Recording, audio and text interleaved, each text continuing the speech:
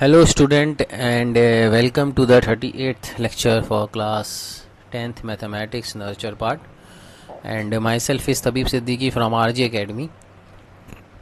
और आपको पता है कि we are going with discussion on chapter call arithmetic progression और काफ़ी कुछ इसमें हो चुका है already. Just we are going with the NCERT questions और उसमें भी हमने आई थिंक काफ़ी कवर अप कर लिया है। काफ़ी क्वेश्चंस हैं एनसीईआरटी में अरिथमेटिक प्रोग्रेशन के ऊपर।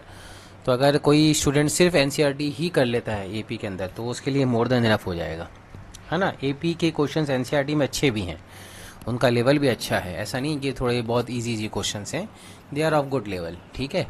इसलिए मैं कह रहा था कि आप एपी के क्वेश्चंस एनसीईआरटी के ट्राई करिए, उसमें कोई डिफिकल्टी आए तो always there to help you out in that particular questions, okay. अच्छा, इसमें एनसीईआरटी के जैसे एक बार मैं खोल लेता हूँ कि एनसीईआरटी में हम यहाँ पे थे, क्वेश्चन नंबर 3 हमने पूरा कंप्लीट कर लिया था। और ये क्वेश्चन नंबर 3 मैंने कहा था कि क्वेश्चन नंबर 3 एक कंसेप्चुअल क्वेश्चन है जिसमें हमें काफ़ी कुछ पता चलता है। मतलब ये क्वेश्चन नंबर 3 के अंदर हमने कोई भी दो चीज़ गिवन थी, तीसरी चीज़ हमें निकालनी थी, इस टाइप के क्वेश्चन थे। तो जिन लोगों ने ये क्वेश्चन अभी नहीं किए हैं उनको मैं रिक्वेस्ट करूँगा कि वो क्वेश्चन कंप्लीट करके मुझे भेजें, ठीक है। आपके पास होमवर्क जो भी आपका होमवर्क हो वो मेरे पास सेफ रहे, है ना। जो भी आप होमवर्क भेजते हो मैं उसको गूगल ड्राइव पे सेव करके रखता हूँ, ठीक है। अब आ जाते हैं अपन क्वेश्चन नंबर 4 पे। तो क्वेश्चन नंबर जो 4 है हमारा, how many terms of an AP, ठीक है, 9725। तो 9725 एपी मतलब ये टर्म्स है हमारी 9 7 25। यार ये एपी लग भी रही है 9 17 25, सॉरी 9 17 25 ये एक एपी है। ऐसी कितनी टर्म्स अपन लें जिनको ऐड करने पे हमें क्या मिले, must give a sum of 636। यानी इनको ऐड करने पे हमें क्या मिले 636, यानी कितनी टर्म्स लें। तो बेसिकली क्वेश्चन हमसे ये कह रहा है कि यू ऐड दैम 9 + 17 + 25। सपोज करो अपन n टर्म तक इसको ऐड करते हैं, n टर्म्स से ऐड करते हैं, हमें नहीं पता तो आपको सम कितना मिलना चाहिए 636। तो सम ऑफ n टर्म्स हमें पहले से पता है क्या फॉर्मूला होता है ना, n/2 × 2a। तो पहली टर्म 9 दे रखी है प्लस n-1 और d इन्होंने दे रखा है, इन्होंने खुद ही 8, ठीक है। तो कॉमन डिफरेंस कॉन्जुगेटिव टर्म्स का डिफरेंस होता है, तो 17 - 9 करें या फिर आप 25 - 17 करें, एक ही बात है। ये आपका आ रहा है 636, ठीक है। तो ये आई थिंक क्वाड्रेटिक क्वेश्चन बनेगी, इसको सॉल्व करना पड़ेगा हमें। तो कर लेते हैं। n ये हो जाएगा 18 - 8n, सॉरी प्लस 8n - 8 और ये 2 इधर मल्टीप्लाई हो जाएगा तो 2 × 6 = 12, 2 × 3 = 6, तो ये 7 and 2 × 6 = 12, तो ये आएगा, ठीक है 1272। अब इसमें आप 8 स्क्वायर कॉमन ले लो तो ये 8n² बनेगा, n इधर मल्टीप्लाई होगा, 18 - 8 होता है 10, तो ये प्लस 10n आ जाएगा और -1272 बनेगा इज इक्वल्स टू 0। अब अगर कुछ कॉमन आ रहा है तो कॉमन ले लेते हैं, 2 कॉमन आ रहा है आई थिंक सो, तो कॉमन लेके कैंसिल आउट करते हैं। तो 4n² + 5n, 2 × 6 = 12, ठीक है, 2 × 3 = 6 and 2 × 6 = 12, तो 636 ही आ जाएगा। अब इसमें चाहो तो आप क्वाड्रेटिक फार्मूला लगाओ, चाहे तो स्प्लिटिंग का मिडिल टर्म करो, आपकी चॉइस है इसके ऊपर, ठीक है। तो आई थिंक सो हमें इसमें क्वाड्रेटिक फार्मूला ही लगाना चाहिए, वो ज़्यादा बेटर रहेगा, ठीक है। तो क्वाड्रेटिक फार्मूला लगाते हैं हम इसके अंदर। तो ये होगा n = -5, माइनस भी होता है, प्लस माइनस वाला टर्म मैं इसलिए नहीं लूँगा, जो क्वाड्रेटिक फार्मूला के अंदर प्लस माइनस होता है ना, तो माइनस वाला मैं टर्म इसलिए इसको अवॉइड कर रहा हूँ क्योंकि n number of terms negative नहीं हो सकती है। तो नंबर ऑफ टर्म्स अगर नेगेटिव नहीं हो सकती तो इसलिए मैंने इसमें प्लस ही लिया है, ठीक है। तो -b प्लस माइनस, तो माइनस वाला इग्नोर किया। देखो इसका फॉर्मूला बनता है n = -b + -b² - 4ac/2a। तो इसमें ये वाला जो माइनस है ना, ये मैंने कैंसिल आउट किया क्योंकि सम नंबर ऑफ टर्म नेगेटिव नहीं हो सकती, है ना।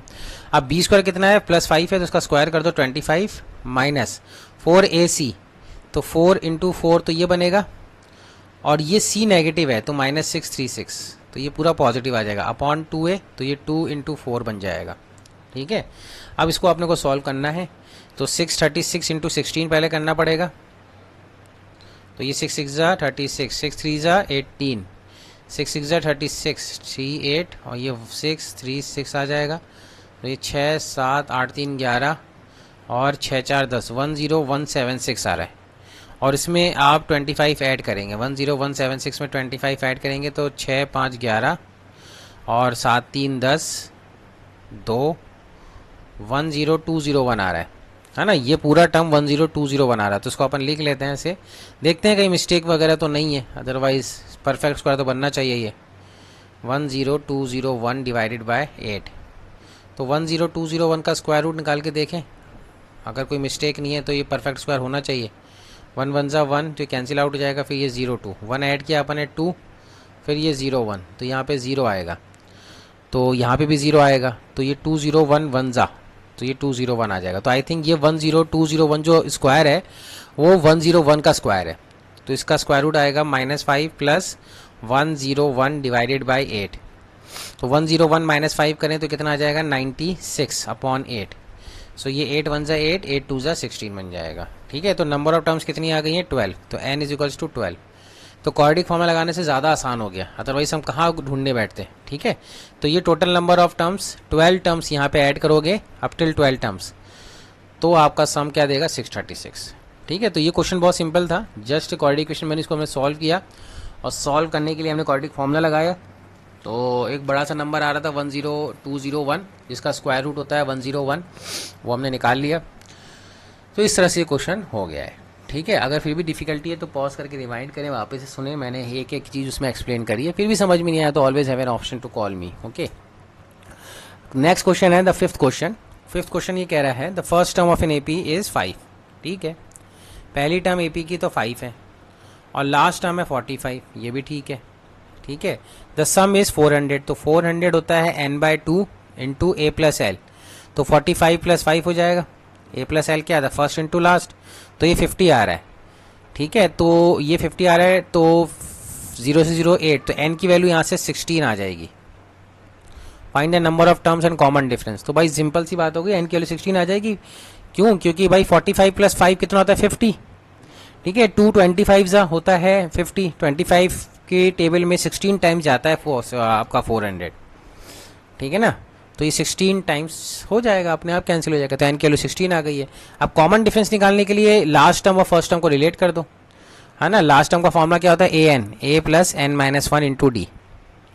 तो लास्ट टर्म अपने को पता है 45 है, पहली टर्म अपने को पता है 5 है, n माइनस 1 भी निकाले, ये 15 आ जाएगा, और ये d n टोटल तो 16 है ना, 16 माइनस 1 5 15 हो गया है। 45 माइनस 5 कितना होगा 40 इज इक्वल्स टू 15d। तो कॉमन डिफरेंस जो आ रहा है वो आ रहा है 5 8 ज़ा एंड 5 3 ज़ा, तो कॉमन डिफरेंस इसका आ रहा है 8/3। ठीक है ना, 8/3 टर्म्स कॉमन डिफरेंस रहेगा। इस तरह से ये क्वेश्चन हो रहा है, तो ये चीज़ आपको ध्यान रखनी है। ठीक है, नेक्स्ट क्वेश्चन देख लेते हैं। The first and the last term of an AP are 17 and 350 respectively. तो first and the last term 17 और 17 एंड 370 जो भी अपन देख लेते हैं।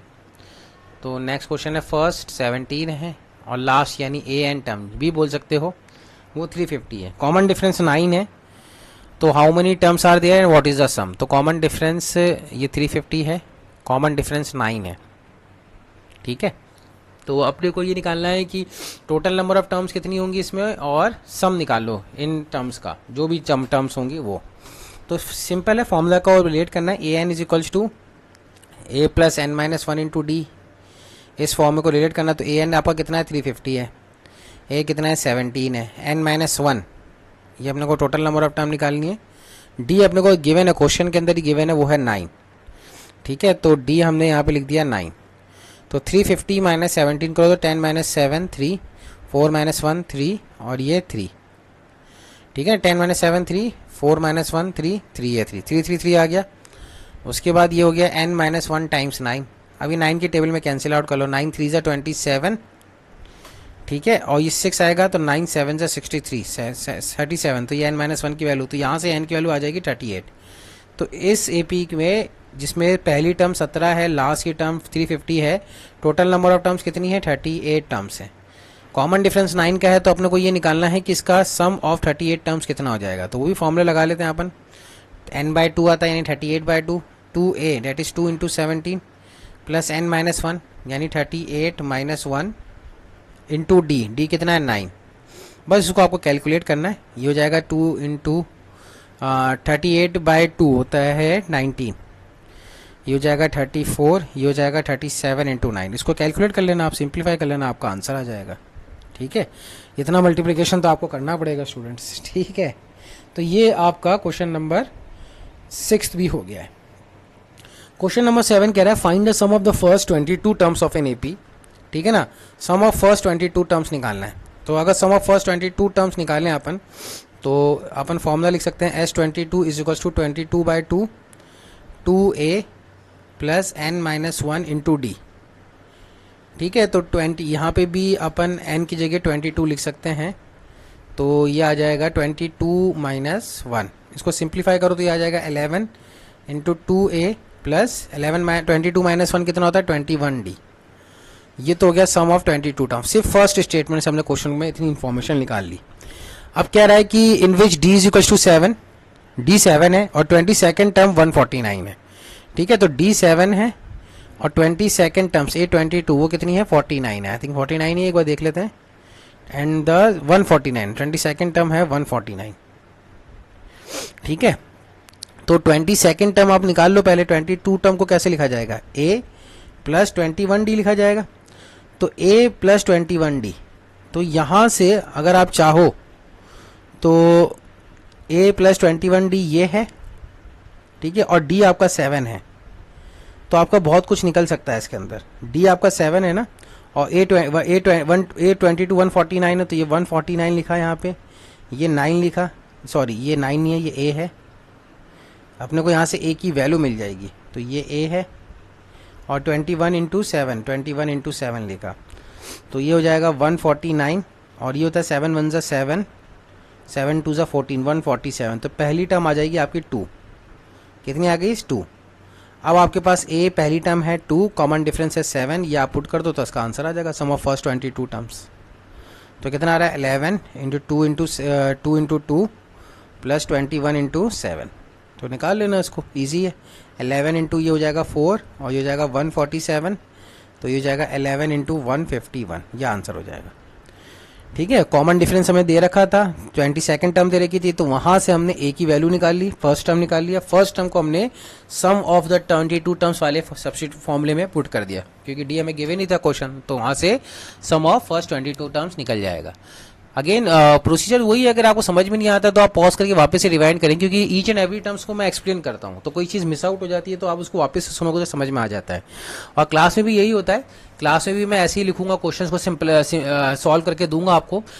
ड्यूरिंग द एक्सप्लेनेशन अगर आपसे कोई चीज़ मिस आउट हो जाती है तो आप हाथ ऊंचा करते हो और मुझसे बोलते हो कि सर एक बार वापस समझा दिए, तो वो क्या होता है, वो पॉज एंड रिवाइंड ही तो होता है।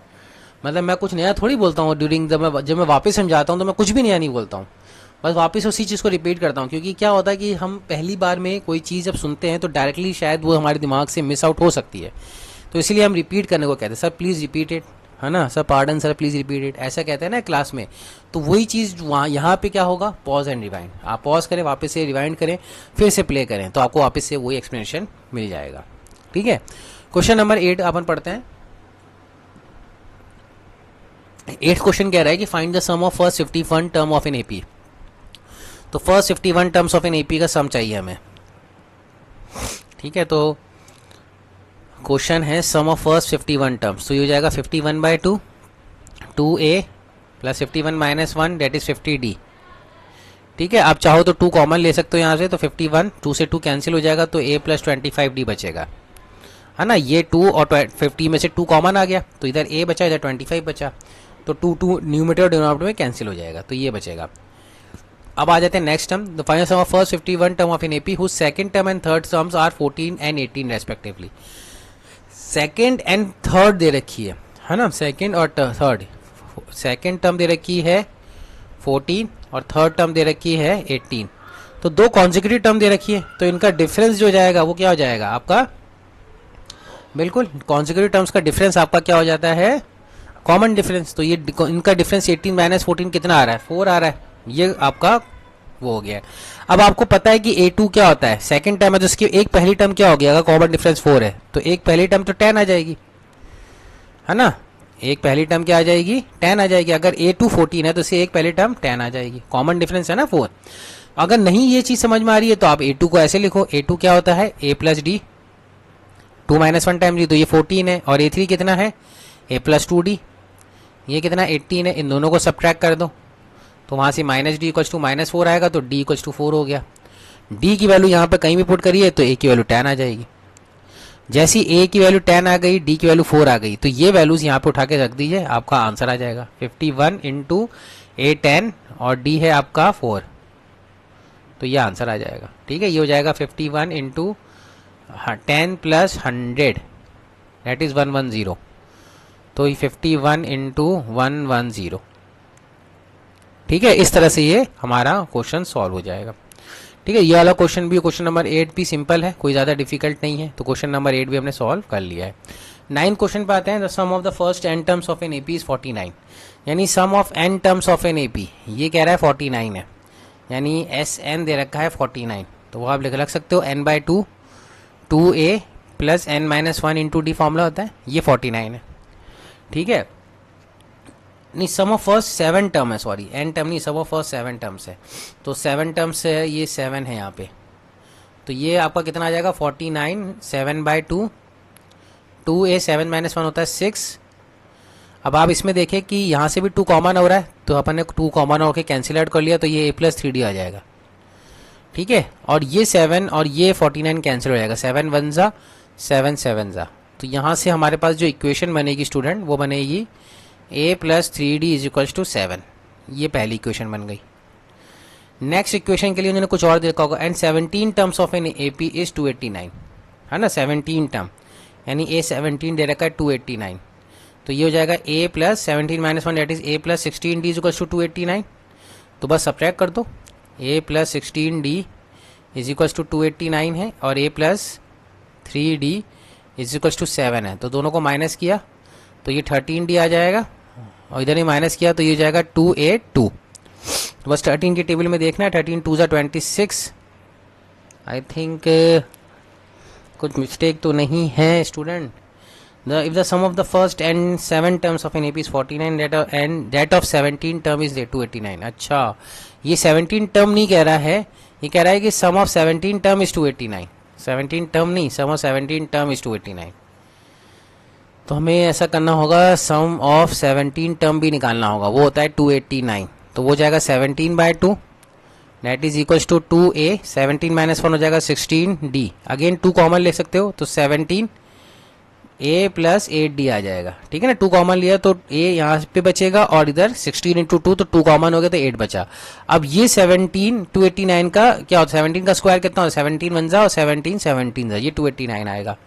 तो अब आपके पास बचा एक तो टर्म आ गई a plus 8d is equals to 17, और एक टर्म आ गई a plus 3d is equals to 7, तो दोनों को आप सब्ट्रैक्ट करोगे तो यहाँ से क्या आ जाएगा 5d इज इक्वल्स टू 10, तो d इज इक्वल्स टू 2 आ गया, और a की वैल्यू यहाँ से कहीं से भी निकाल लो, तो ये हो जाएगा 3 2 जा 6 7 - 6 1, तो पहली टर्म 1 हो गई, तो जो AP बन रही है आपकी AP क्या आ जाएगी, AP आ जाएगी पहली टर्म 1, कॉमन डिफरेंस 2 है, तो 3 1 3 5 7 9 11 ऐसे करते करते ये हमारी AP बन जाएगी। तो क्वेश्चन क्या कह रहा है, क्वेश्चन कह रहा है find the sum of the first n terms, तो फर्स्ट n टर्म्स का सम निकालना है अपने को, तो फर्स्ट n टर्म हमारी AP कॉमन डिफरेंस भी निकल गया, पहला टर्म भी निकल गया, तो सम ऑफ n टर्म्स कितना हो जाएगा n/2 2a that is 2 n-1 और कॉमन डिफरेंस 2 है।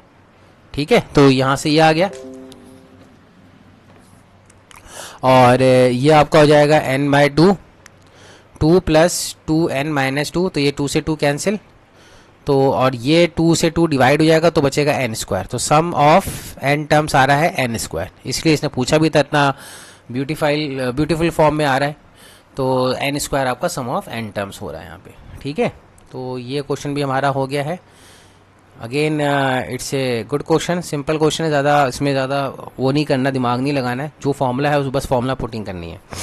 फिर आ जाते हैं क्वेश्चन नंबर 10 की तरफ। ये कह रहा है कि show that a1 a2 an form an AP who is defined as below. ठीक है, यानी an is equals to 3 + 4n दे रखा है, तो अगर अपन n की वैल्यू 1 पुट करते हैं तो पहली टर्म मिल जाएगी दैट इज 7, n की वैल्यू 2 पुट करते हैं तो सेकंड टर्म मिल जाएगी, तो कितनी आ रही है 4 2 8 + 3 11, और तो ये सेकंड टर्म है, यानी a2 जो आ रही है वो 11 आ रही है, तो अगर पहली टर्म में माइनस कर देंगे, है ना, यानी a2 में पहली टर्म माइनस कर देंगे तो कॉमन डिफरेंस आ जाएगा जो कि 4 का आ रहा है, तो ये आपके पास ए की वैल्यू 7 आ गई, कॉमन डिफरेंस 4 आ गई, तो सम ऑफ 15 टर्म निकालना बहुत आसान हो गया भाई। ये फॉर्मूले में क्या होता है, सम ऑफ 15 टर्म निकालने में फॉर्मूले में यही तो चीज़, दो चीज़ होती है, एक तो एन ए डी, तो सम ऑफ 15 टर्म क्या बनेगा 15/2 2a, तो पहली टर्म तो हमने निकाल ली थी 7 2a, और n-1 तो ये हो जाएगा 14, 15 - 1 14, और d हमने निकाल लिया था 4। बस इसको सॉल्व करना, आप कर लोगे इसको इजीली, ठीक है ना। इसी तरह इस केस में भी देखें, ये a n यानी पहली टर्म यहाँ से निकल जाएगी, n की वैल्यू 1 पुट करने में, तो पहली टर्म आ रही है 9 - 5 दैट इज 4, और यहाँ से a2 जो आएगी वो कितनी आएगी, n की वैल्यू 2 पुट करने पे, तो 9 - 5 × 2 दैट इज 10, तो 9 - 5 दैट इज -1। अब -1 - 4 कॉमन डिफरेंस आपका यहाँ से -5 आ जाएगा। बात समझ रहे हैं, दोनों टर्म का डिफरेंस ही -5 होता है, a2 - a1 ही कॉमन डिफरेंस होता है कॉन्जिक्यूटिव टर्म का डिफरेंस। अब a की वैल्यू 4 है, d की वैल्यू -5 है, तब भी आ जाएगा सम ऑफ 15 टर्म्स। तो 15/2 a की वैल्यू इस बार अब 4 है, कॉमन डिफरेंस -1 का है, सॉरी -5 का है, तो यहाँ से इसको सॉल्व कर लीजिएगा तो आंसर आ जाएगा, ठीक है। तो इस तरह से ये क्वेश्चन नंबर 10 भी सिंपल क्वेश्चन है, कोई ज़्यादा इसमें भी दिमाग हमें नहीं लगाना, सिंपल फॉर्मूला पुटिंग है, ठीक है। अब आ जाते हैं क्वेश्चन नंबर 11 की तरफ। क्वेश्चन नंबर 11 कह रहा है the sum of the first n term of an AP is 4n - n²। देखो, यानी ये क्वेश्चन में इसने सम ऑफ n टर्म्स का एक रिलेशन दिया हुआ है, यानी कह रहा है कि Sn जो है 4n - n² है, यानी ये सम ऑफ n टर्म्स है। तो अगर अपन n की वैल्यू 1 पुट करते हैं तो ये क्या आएगा, sum of one term, sum of one term आ रहा है, राइट। अब सम ऑफ वन टर्म जो है student, sum of one term का मतलब क्या हुआ कि एक टर्म का सम, और एक टर्म का सम का मतलब हुआ कि पहली ही टर्म का सम। तो सम ऑफ वन टर्म कितना आ रहा है, जैसे n की वैल्यू 1 पुट करो तो आ रहा है 4 - 1 का स्क्वायर दैट इज 3। तो पहली टर्म का स्क्वायर, इसका मतलब पहली टर्म का सम, तो पहली टर्म तो एक ही टर्म होती है, उसका सम तो क्या होगा, एक ही टर्म का सम होगा, यानी पहली टर्म आ जाएगी अगर अपन n की वैल्यू 1 पुट करेंगे तो ये इंपॉर्टेंट कंसेप्ट है। तो यहाँ से अपने को a की वैल्यू क्या आ गई है 3, ये फर्स्ट टर्म हो गई AP की, ठीक है। अब नेक्स्ट रिलेशन पुट करो, n की वैल्यू 2 पुट करो, तो S2 कितना आ रहा है, S2 आ रहा है 4 × 2 - 2 का स्क्वायर दैट इज 4 × 2 = 8, 8 - 4 4। ये क्या आ रहा है, सम ऑफ टू टर्म्स, यानी पहली टर्म और दूसरी टर्म का सम। तो ये कितना आ रहा है 4 × 2 = 8 - 4 4, ये 4 आ रहा है। अब पहली टर्म आपने 3 निकाल ली है, ठीक है, तो a2 कितनी आ जाएगी, a2 आ जाएगी आपकी 4 - 3 दैट इज 1। अब आपके पास देखो AP बन रही है, एक पहली टर्म इसकी 3 है, दूसरी टर्म इसकी 1 है, तो इस तरह से ये बन रहा है। तो कॉमन डिफरेंस कितना आएगा, ठीक है, पहली टर्म 3 आ गई, कॉमन डिफरेंस कोई भी दो टर्म का कॉन्जिक्यूटिव डिफरेंस, तो सेकंड माइनस फर्स्ट करो तो कितना आ रहा है, कॉमन डिफरेंस -2। तो ये हमारे पास एक सीरीज बन गई, AP बन गई है, जिसकी पहली टर्म 3 होती है, कॉमन डिफरेंस -2 होता है। कैसे निकाला, ऐसे निकाला कि भाई n की वैल्यू 1 पुट करोगे यहाँ पे स्टार्टिंग में इक्वेशन में, तो सम ऑफ वन टर्म आएगा। सम ऑफ वन टर्म का मतलब होता है कि एक टर्म का सम, और एक टर्म का मतलब अगर एक AP में एक ही टर्म ले रहे हैं, पहली टर्म ले रहे हैं, तो पहली टर्म आएगी डायरेक्ट, ठीक है। n की वैल्यू 2 पुट करी तो हमने क्या है, सम ऑफ दो टर्म का सम, दो टर्म यानी इन दो टर्म का सम, 3 + 1 यहाँ से कितना आ रहा है 4। तो दो टर्म कौन सी हो सकती है, पहली और दूसरी, तो पहली तो हमने निकाल ही ली है, तो दो टर्म का सम अगर 4 आ रहा है तो पहली वाली टर्म अगर उसे माइनस कर दोगे, यानी a और a2 का सम 4 आ रहा है, और a आपको 3 पता है, तो सेकंड टर्म आ जाएगी ना अपने पास 4 - 3 1, तो ये सेकंड टर्म लिख दी। इन दोनों को सब्ट्रैक्ट करने से कॉमन डिफरेंस आ जाएगा, तो हमें एक AP का पूरा रिलेशन मिल जाएगा। अब क्या कह रहा है, what is the first term, वो हमने निकाल लिया है, what is the sum of first two term, वो भी निकाल लिया है, and what is the second term, वो भी निकाल लिया है। तो फर्स्ट टर्म कितनी आ रही थी हमारी, 4 आ रही थी, नहीं फर्स्ट टर्म हमारी कितनी आ रही थी, 3 आ रही थी। What is the sum of the first two term कितना आ रहा था, वो हमारा 4 आ रहा था। तो सेकंड टर्म कितनी आ रही थी हमारी, 1 आ गई है, ठीक है ना। और what is the third, fourth and 10th term, ये सब निकाल लोगे आप, है ना, ये सब आप अपने से निकाल सकते हो। जैसे कि थर्ड टर्म निकालना है, तो थर्ड टर्म निकालने के लिए a3 = a + 3 - 1 that is 2d। तो फर्स्ट टर्म 3 है और ये हो जाएगा 2 × -2, तो -1 आ जाएगा। तो इसके बाद वाली टर्म -1 हो जाएगी। फिर ऐसे निकाल लो 10th 11th 14 जो भी आपको निकालना है। ये तरह के जो क्वेश्चन है ना, ये इंपॉर्टेंट क्वेश्चन है, ये बहुत इंपॉर्टेंट क्वेश्चन है। इस टाइप का क्वेश्चन बोर्ड एग्जाम में कई बार आए हुए, है ना, जहाँ पे सम का रिलेशन दिया हुआ होता है, यानी सम का n के साथ रिलेट करके दिया होता है, तो उससे आपको पहली टर्म दूसरी टर्म निकालनी होती है, और फिर उनको यूज करते हुए आपको कॉमन डिफरेंस निकालना होता है। फिर जब आपके पास पहली टर्म और कॉमन डिफरेंस आ जाता है तो आप AP को फॉर्म कर सकते हो, बना सकते हो। ये बहुत इंपॉर्टेंट है, कुछ भी रिलेशन दिया हो सकता है, सम का रिलेशन, ठीक है। तो यहाँ से क्वेश्चन बनते हैं। नेक्स्ट क्वेश्चन देखिए, क्वेश्चन नंबर 12 आपकी स्क्रीन पे दिख रहा होगा। Find the sum of the first 40 positive integer that is divisible by 6। First 40 positive integer जो है, जो 6 से डिविजिबल हों, बस ये इंटीजर की बात कर रहा है और फर्स्ट 40, तो पहला तो अपने को पता ही है, पहला क्या हो जाएगा 6। फर्स्ट 40 के बारे में तो बात कर रहा है, तो इसका मतलब टोटल नंबर ऑफ टर्म्स कितनी हो जाएंगी, ये तो क्लियर हो गया, टोटल नंबर ऑफ टर्म हो जाएंगी 40। ठीक है, पहली टर्म हो जाएगी 6, कॉमन डिफरेंस भी कितना आएगा 6 का आएगा क्योंकि मल्टीपल ऑफ 6 है। तो बस फर्स्ट 40 निकालो, sum of 40 by 2, 2a that is 2 times 6 plus n-1 that is 39 into d that is 6। ये सॉल्व कर लेना, आपका आंसर आ जाएगा। That is 20 into 12 plus 39 into 6, 6 9 जा 54, 6 3 जा 18, 18 प्लस 5 डेट इज 234 आ जाएगा। इसको सॉल्व कर लेना, आप कर लोगे फिर। ठीक है, तो इस तरह से ये क्वेश्चन नंबर 12 भी इजी क्वेश्चन है, मल्टीपल वाले क्वेश्चन है, बल्कि इससे हमने डिफिकल्ट क्वेश्चंस किए हुए हैं, तो वो आपको हो जाएंगे वो फुल भी। अब इसी तरह find the sum of first 15 multiples of 8, वही सेम कंसेप्ट पे क्वेश्चन है, मल्टीपल और डिविजन एक ही बात है। फर्स्ट 15 मल्टीपल ऑफ 8, तो n की वैल्यू 15 है, a की वैल्यू पहला मल्टीपल तो 8 ही कहलाएगा।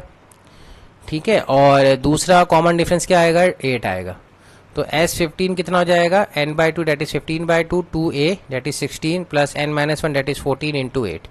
सॉल्व कर लेना, आपका आंसर आ जाएगा। फर्स्ट 18 मल्टीपल और फर्स्ट 15 मल्टीपल और फर्स्ट 40 पॉजिटिव इंटीजर। अच्छा, ये फर्स्ट 15 मल्टीपल्स ऑफ 8 बता रहा है, इसमें इसने बोला नहीं कि मल्टीपल ऑफ 8 तो हो सकता है -8 भी है ना, -1 से मल्टीप्लाई करने के बाद। तो इसमें आपको ये मान के चलना पड़ेगा कि ये पॉजिटिव इंटीजर्स की ही बात कर रहा है, अदरवाइज ये क्वेश्चन फिर अनडिफाइंड हो जाएगा।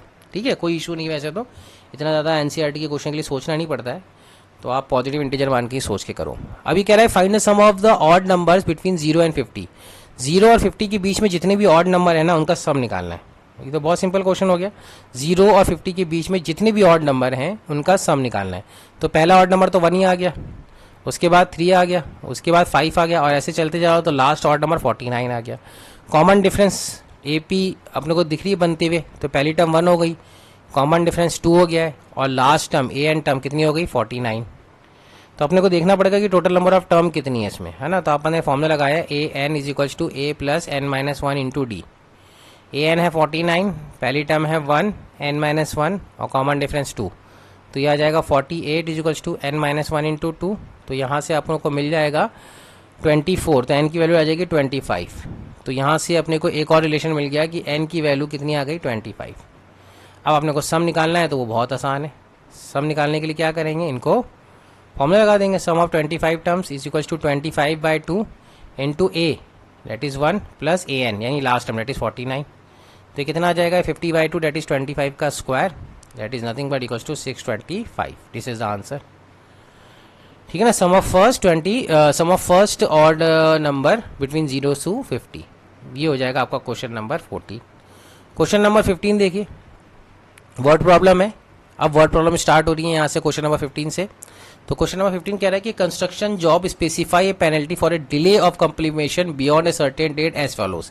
यानी एक कंस्ट्रक्शन का काम चल रहा है, अगर टाइम लिमिट से ज़्यादा, मान लो 1 महीने का टाइम दिया था ठेकेदार ने, उसने बोला कि 1 महीने में हम आपको काम करके दे देंगे, लेकिन 1 महीने के बाद अगर काम डिले होता है तो फिर इसमें फाइन लगेगा आपको। अब पेनल्टी लगेगी, वो कितनी लग रही है, अगर 1 महीने के बाद 1 दिन से काम डिले होता है तो पहला दिन की पेनल्टी 200 रुपये है, दूसरे दिन की 250, तीसरे दिन की 300, यानी हर दिन से पेनल्टी बढ़ती चली जा रही है। बात समझ रहे हैं, यानी अगर आप वो पहला दिन यानी 1 महीना 1 दिन होता है तो उसको 200 रुपये देना पड़ेगा पेनल्टी। 1 महीना 2 दिन होता है तो पहली टर्म तो आ गई 200, 1 महीना 2 दिन होता है तो इसको दूसरी टर्म आ गई 250, यानी इसको 250 प्लस 200 देना पड़ेगा। समझ रहे हैं। अब ये देखिए क्वेश्चन ऐसे कह रहा है कि the penalty for each day succeeding by ₹50 more than the preceding day, यानी हर दिन से 50 रुपये बढ़ता चला जा रहा है। How much contractor has to pay if he has delayed the work by 30 days, यानी 1 महीना पूरा डिले कर लिया है, यानी अपनों को 30 टर्म्स तक निकालना है सम। यानी अगर आप देखो तो 200 पहले दिन की डिले, 250 दूसरे दिन की डिले, 300 तीसरे दिन की डिले, फिर ऐसे 350 चौथे दिन की डिले, अप टिल 30 डेज की डिले। तो अप टिल 30 टर्म्स का सम निकालना है बेसिकली, अगर आप सोचो तो 30 टर्म्स का सम कितना हो जाएगा 30/2, 2a that is 2 into 200 plus n-1 that is 29 आ जाएगा 30-1, और d कितना है 50। बस ये सॉल्व कर लेना, ये आंसर आपको दे देगा। बात समझ रहे हैं, बिल्कुल सिंपल है भाई। टोटल इतना पेनल्टीज को देना पड़ेगा 30 डेज अगर डिले करता है, क्योंकि हर दिन की पेनल्टी कितने रुपीज़ से बढ़ रही है 50 रुपीज़ से बढ़ रही है। ठीक है, तो सम ऑफ 30 टर्म्स निकालो, क्योंकि 30 डेज से डिले किया गया है, तो हर दिन का जो एड अप होगा वो आपका आंसर दे देगा। तो इस तरह से ये हमारा क्वेश्चन नंबर जो था इस एक्सरसाइज का क्वेश्चन नंबर है ये 14th, है ना। एक सेकंड, ये चला गया फिर से। क्वेश्चन नंबर 15 हमने कर लिया है। तो नेक्स्ट क्लास में अपन क्वेश्चन नंबर 15 से ही आगे बढ़ेंगे, यानी क्वेश्चन नंबर 16 ट्राई करेंगे। तो इतना आप मुझे करके होमवर्क सेंड करिए। होमवर्क टाइम पे सेंड क्या करिए ना, आज की तारीख का होमवर्क आज ही सेंड कर दिया करिए यार, इतना डिले मत करा करो प्लीज़ यार। 30 मिनट्स का लेक्चर है, उससे ज़्यादा मैं पढ़ा नहीं रहा हूँ, थोड़ा थोड़ा करके ही पढ़ा रहा हूँ। उसके बाद भी आप एक एक होमवर्क को 3-3 4-4 दिन डिले भेजोगे तो कैसे काम चलेगा। तो प्लीज़ इट्स माई रिक्वेस्ट, है ना, मैं रिक्वेस्ट कर रहा हूँ आपसे, हाथ छोड़ के विनती कर रहा हूँ कि होमवर्क देखा दो, क्योंकि अगर होमवर्क नहीं सेंड करोगे, टाइम पे आप काम नहीं करोगे, तो जो मेरा प्रॉमिस है आपके साथ कि आपको मुझे बोर्ड में बहुत अच्छे मार्क्स दिलवाने मैथ्स में, वो मेरा प्रॉमिस फुलफिल नहीं हो पाएगा ना। आप अपनी तरफ से, मैं अपनी तरफ से अगर पूरी मेहनत कर रहा हूँ, तो आप भी अपनी तरफ से पूरा कमिटमेंट शो करो। फिर आप बोलोगे सर आपने तो बोला था कि बहुत आसान है बोर्ड में मार्क्स लाना, फिर तो मेरे आए नहीं है, तो मैं क्या करूँ यार। अगर आपके मार्क्स नहीं आए तो आपने मेरे टर्म्स को फॉलो किया गया नहीं किया। मैं तो कह रहा हूँ कि यार इतने ही क्वेश्चन करो, 8-10 क्वेश्चन मैं अगर डेली करा रहा हूँ, सॉरी हफ्ते में 3 दिन में 3 बार करा रहा हूँ, तो उतने क्वेश्चन करो ना। लेकिन वो जब मैंने बोला है तभी कर लो, तो वो आपको फ़ायदा करेगा। और अगर आप अपनी मर्जी से चलाओगे तो फिर वो आप अपनी मर्जी की स्ट्रेटेजी बनाओ, है ना। मेरी स्ट्रेटेजी से तो आपके मार्क्स नहीं आने वाले, ठीक है। माइंड मत करना, आप मेरे जो मैं कह रहा हूँ उसको आप फॉलो करो, होपफुली आपके बहुत अच्छा रिजल्ट जाएगा। लेकिन अगर आप फॉलो नहीं करते हो तो फिर इसमें मेरी कोई गलती नहीं है student. I think we are done here. I will stop here and we are going to start from here in next class. Thank you for listening for today's lecture. Take care. Bye.